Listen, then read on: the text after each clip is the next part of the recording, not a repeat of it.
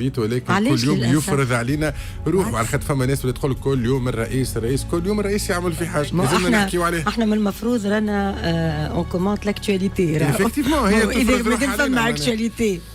الاكتواليتي كانت البارح لقاء رئيس الجمهوريه بسفراء الاتحاد الاوروبي. حكى رئيس الجمهوريه على بعض القضايا اللي تهم تونس، من حكايه الحرقه، فينومين الحرقه الكبير، حكى على ضروره استرجاع الاموال المنهوبه، حكى على علاقه تونس بالاتحاد الاوروبي، كيفاش البلدان هذه لازم تعاوننا، حكى باللغه الفرنسيه. داير فما شكون قد اللغه الفرنسيه نتاع رئيس الجمهوريه وعلاش بالفرنسي، مش الكلهم فرنسيس اللي في الطاوله، وعلاش انت ما عندكش الفرنسي مزيان، علاش تحكي بالفرنسي يحكي بالعربي والناس يترجموا لهم. ولكن من الحاجات اللي اثارت انتباه الناس الكل كلام قالوا لسفراء بلدان الاتحاد الاوروبي يحكي فيه على الوضع في تونس. احنا نحبوا نكذبوا على الناس ونسوقوا لهم رانا لاباس بيجاو وعاونوا واستثمروا كذا، ولكن رئيس الجمهوريه حكى على حاجات اخرين. نسمعوا شويه ايش قال رئيس الجمهوريه قيس سعيد ونرجعوا للبلاتو. مي لا سيتواسيون بوليتيك elle n'est pas très stable. Ce n'est pas le problème de l'instabilité gouvernementale. L'exemple de l'Italie, il y avait une instabilité gouvernementale, mais il y avait une stabilité politique. Deux concepts tout à fait différents. L'instabilité gouvernementale sous la 3e ou la 4e République en France, en Italie. En Tunisie, il y a cette instabilité gouvernementale. Il y a eu des gouvernements, des remaniements, il y a toujours ces pourparlers qui n'en finissent pas. Mais j'insiste sur le respect des règles constitutionnelles malgré ces querelles qui n'en finissent pas malheureusement. La Tunisie mérite un meilleur sort. Elle a tous les moyens, toutes les possibilités d'être une démocratie réelle, loin des petits calculs. Pour moi, c'est une occasion pour parler du constitutionnalisme, du voyage difficile de la liberté dans le monde entier. Un voyage long, mais c'est notre sort. للامانه احنا قلقنا هنا معناها تو في هذه الدقيقه هذه، فما بالك سفراء الاتحاد الاوروبي احساسه انه حب يقول لهم راهو الغنوشي وراهو هشام المشيشي وراهو كذا وراهو الجماعه وراهو الاحزاب وراهو مجلس النواب، بعيد على الحاجات اللي عادي انه باش يحكي فيهم. وداير نجموا حتى ناقشوا طريقه تحديثه عليهم كما فينومين الحرقه وغيره كذا. عادي اليوم رئيس الجمهوريه يحكي مع الناس هذه يقول لهم عندنا انستابيليتي غوفرنمونتال، ولكن مش هذا الخطير، راهو عندنا زاده مع انستابيليتي بوليتيك. ما تتخيلوناش كيما ايطاليا، رانا اتعس من ايطاليا. معناها معناش قاعدين تعملوا روحوا. هذا رئيس الجمهوريه شنو قال؟ رف ماغور الاعداد باش نحاول ما ناثرش عليكم كما جرت العاده. نبدا بك مراد يا ربعي. الكلام اللي قالوا البارح رئيس الجمهوريه في المطلق صحيح لو كان جاي يتحدث امام القناه الوطنيه او امام وسيله اعلام تونسيه. ونعاود نذكر سيد الرئيس انه منذ اكتوبر 2019 رئيس الجمهوريه ما عطى الا حديث واحد لوسيله اعلام تونسيه وهو رقم قياسي عالمي. انا الصوره اللي جات في بالي للاسف بالنسبه للرئيس قيس سعيد هي المقارنه مع الرئيس البيجي قايد سبسي.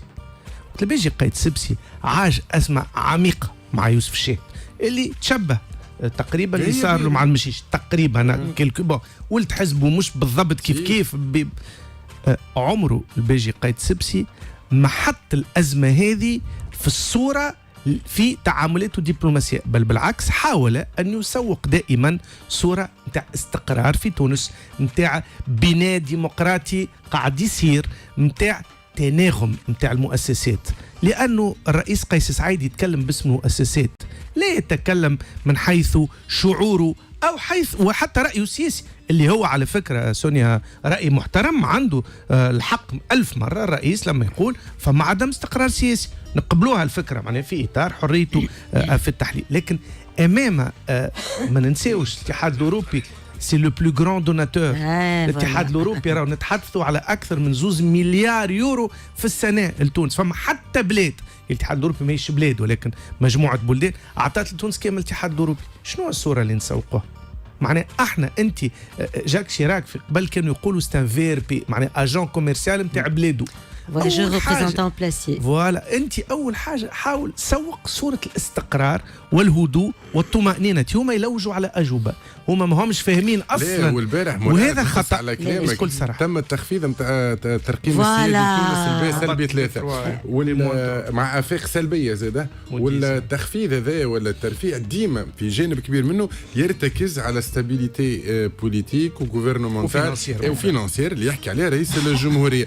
دونك احنا تو نتصور مثلا البنك سنترال والناس اللي تعمل في الدبلوماسيه الخارجيه وغيره كذا قاعده تحاول تسوق في صوره خير شويه يمكن من الواقع نتاعنا باش اونيفيت شويه هالحكايه هذه. يجي رئيس الجمهوريه يعلنها علنا رانا في كارثه، رانا انستابيليتي بوليتيك غوفرنمونتال وغيره كذا. شكون ينصح في رئيس الجمهوريه قاعد ابري تو ماهوش بوليتيسيان مانيش قاعدوا عليه. شكون قاعد ينصح فيه في الشيء هذا؟ سونيا 4 عطيت 4 على الكلام اللي كنا نقولوا فيه، على خاطر ما نكذبوش على بعضنا وما نكذبوش على الناس. سفراء الاتحاد الأوروبي يعرفوا كل شيء، يعرفوا كل شيء، التقارير تترفع لهم كل دقيقة، يعرفوا الوضعية بدقة. لكن شنو دور رئيس الجمهورية؟ أنه يبعث خطاب يطمئن هؤلاء. شو يقول لهم؟ أنا باش نلقى الحل، راني أنا رئيس الجمهورية، رانا باش نلقاو الحل. يصير كان ينجم يعطي مثال إيطاليا، يقول لهم في أكبر أعرق الديمقراطيات فما مشاكل، مش كلهم روحنا أتعس. وإيطاليا تو كي عرفت أزمة وبدلت رئيس الحكومة. لكن وقت اللي جبد على الدستور je suis le garant de la constitution. الكلام على فكرة راهو الفرنسية ما فهمتش أنا علاش تكلم بالفرنسية، ما فهمتش، لكن الفرنسية نتاعو بلوس كو كوريكت. معناها يرتجل رئيس الجمهورية ماهوش يقرأ وجمل صحيحة وفرنسية صحيحة. أنا الحقيقة دهشت شويه خاطر كنت نتصور انه يضلع شويه بالفرنسيه، مش صحيح بالكل. يبارلو بيان، يبارلو تري تري كوريكتومون. ما فهمتش علاش كلم فيهم بالفرنسيه. الانجليزيه هي اللغه اللي نتوجهوا بها للاجانب اذا كان اخترنا ان نتكلموا في لغه اخرى. فتخفيض تصنيف تونس السيادي من بي 2 البي 3 سلبي. انت بعد الكلام هذايا باش يتحسن؟ انت رئيس جمهوريه لو غارون دو لا كونستيتيوشن اللي تقول لو غارون ولا كونستيتيوشن عاودها وكررتها و ميريت ميو كو سا. قال لهم يا خويا خلطت شكون؟ وما بالكش الناس هذوكم اللي قدامك. قالوا لهم لا تونيزي ميريت ميو كو سا، معناها احنا نستحقوا انا نعملوا فيه بيدينا هك. انت فاعل في الازمه، مش انت جزء، انت المتسبب في المشكله. معناها الجمود هذايا اللي وصلنا له، كل واحد شادت في البوزيسيون نتاعو، بل بالعكس فما شكون بعث لك وقال لك اجا نتقابلوا ونحكيو حتى عن سوء ني. اما يقول لك مانيش انا الاحساس اللي كان عندي البارح انه رئيس الجمهوريه حتى اجانب قدامه باش يقول لهم شفتوا هالطبلبيز هذا الكل، شفتوا هالخوذه هذه الكل، شفتوا الحاله المزريه لتونس، مانيش انا المتسبب فيها، انا خاطيني. انت تقول انا خاطيني للاجانب، شنو باش تكون الكونسيكونس، شنو باش يكون الريزولتا نتاع هذا الكل؟ الريزولتا نتاع هذا الكل خاطر تخفيض تصنيف تونس السيادي يلزم الناس تفهم شنو معناها رانا ما عندناش ثقه في البلاد هذه. كانكم ناويين تسلفوها ولا كانكم ناويين تستثمروا فيها، راهي بلاد ما تنجمش تعطيها الثقه باش ترجع لك فلوس. بالنسبه للناس اللي تفاعل معنا وتحبوه يكذب، ما نحبوش يكذب. فما فرق بين تقول عندنا مشكل ولكن هذا عادي في كل الديمقراطيات وتجربه جديده وسنعمل على ايجاد الحل وباش نكونوا يد واحده وكذا. وفما فرق بين تقول لهم راهو نعيشوا في حاله كارثيه، بلوكاج على مستوى الحكومه وبلوكاج على مستوى السياسي، ورانا اتعس من ايطاليا ورانا نستحقوا خير من هذا. تستحق، ما المشكله فيك انت وفي الطبقه السياسيه كلها الموجوده اليوم، حكومه ومعارضه ومجلس نواب واللي تحب انت وغيره. هذا اللي طالبينه مش باش يكذب، هم عندهم تقارير ويعرفوا اكثر منا احنا شنو صاير في تونس. ولكن طريقه تسويق الحكايه، كيفاش تغلف، كيفاش تشبب، كيفاش تعطي وعود للناس اللي قاعده تسمع فيك، امل للناس اللي قاعده تسمع فيك في انه مستقبل تونس غدوه خير، غدوه مش باش تبدا الازمه دي باش نلقاو لها حل. راهو سيون انترن وصاريف على اللي يقول صاري، وتصير في فرنسا وتصير في امريكا وتصير. شفتوا امريكا شنو صار فيها في ازمه سياسيه وبلاد عريقه وغيره كذا، وشفتوا ايطاليا كي نجم يشبب يغلف. ولكن هذا الحديث هذايا كما قلنا قبيله معناها شو نستناو بعد التخفيض نتاع تصنيف تونس السيادي. مش تفصيل لا تفصيل برك نعطي كلمه الناس. الصوره البارح بعد كي خرجوا تفصيل في بعدين نعطي الكلمه لشكون عايش. لا خاطر الناس عندك تفصيل سامحني لا خلينا نستقيل بربي. لا ولا لا خليت له في قلبه خاطر انت اخر مره. لا البارح تصور سيد الرئيس مع سفراء لسونيا ولا أميمة. شكون قاعد بحذاء الرئيس على يمينه؟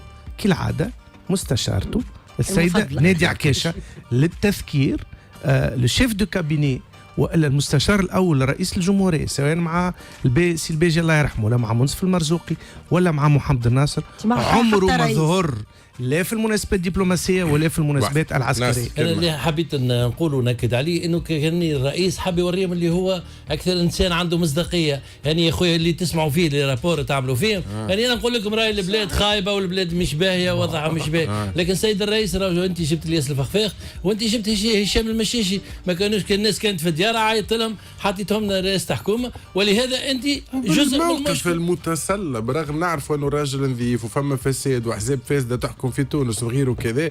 الاتحاد قال لك يا ودي راه مش هذا الحل اللي جا نقعدوا الناس كل كلمتك هي عماده تبحث اليوم شنو تحب قيس سعيد معناها شو الحل؟ اعطينا حل.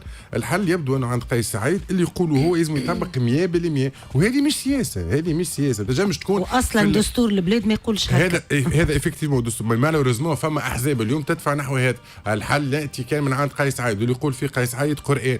حتى لو كانوا هو صحيح فما سياسه فما عوامل تخلي النقاش يخليك تعمل شويه تنازلات تطلب 100% تاخذ 70% 60% فينتهي الموضوع. اسمع مانيش عارفين وين ماشي. خلينا نمشي لاخبار الطرقات قبل ما تقعدوا الفوي. اي جوست حاجه كهو ما احنا زاد يسر نبروا يسر نقرقشوا رفيق على سونيا معناها كان حكى لغه عربيه يا ويح، كان حكى لغه فرنسيه يا ويح، كان ليه نعرف شكرته نحكي على جينيرالمون توانسه ما يعجبهمش العجب. والله العظيم صدقني كان حكي زيد اونجلي. رانا اليوم نبروا على قيس سعيد بيحكي اونجلي باش تحبوه يحكي. ليه احنا شنو اللي قلنا؟ احنا قلنا ما تجيش قدام سفراء من بلدان يتكلموا لغات مختلفه وتختار انك تتكلم فرنسيه اللي هي فرنسا يتكلموا فرنسا يدخل اللغه الانجليزيه برك يتكلموا فرنسيه. احكي عربي احكي عربي مو